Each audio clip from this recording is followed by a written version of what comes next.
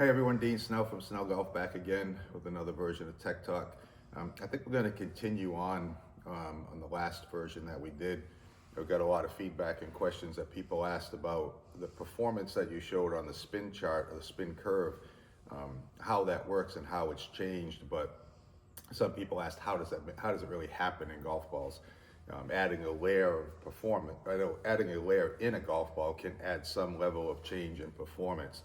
So I think if I could show you, we'll go to the whiteboard again, but if I could show you, what's happened when we talked about those original two-piece golf balls, and I apologize, these golf balls may not be perfectly round, but the old two-piece golf balls used to have a core and a pretty thick cover, and that would be ionomer or Surlyn or some kind of stiffer material, a little high flex modulus material. So this thick cover, when you hit with a driver, you kind of compress the golf ball about 1/3 the diameter. This is the diameter of the ball. So you kind of compress about 1/3 hitting a driver. So the cover is the big part of that impact, and then so it would be firm, which would add speed, and the core would be low compression to try to keep the spin rate down. So you'd lose a little speed, but all the speed would be here in the cover. So when you start to make the multi-layered golf balls, these covers, it may not look totally perfect, but you ended up with a core, what we call a mantle layer, and a cover. So what happens now is when you hit that 1/3 the diameter again, the cover is much thinner than these golf balls. So the urethane covers are very thin for a reason. They're not the speed layer of the golf ball. They don't add any speed to the ball, but this internal layer, which we use to control thicknesses, which can control different spin rates, this is where your speed is. So your mantle layer is a high flex modulus, ionomer type material that adds speed, it's firm.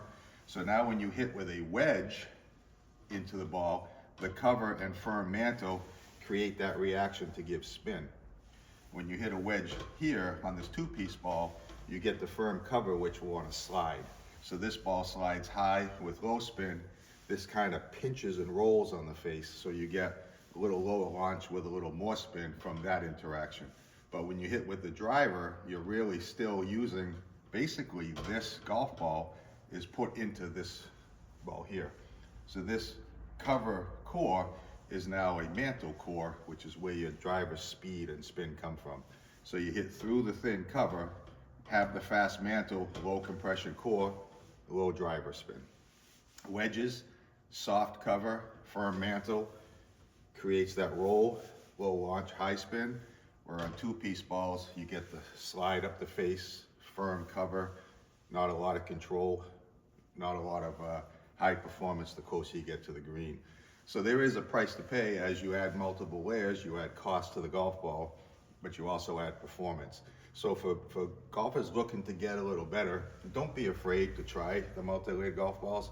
The performance is really there to help you, and this thin cover and mantle control that spin on your iron shots and your short game performance, which will add to the performance of your game and be a little bit benefit over the two-piece balls that are sold today. Thank you.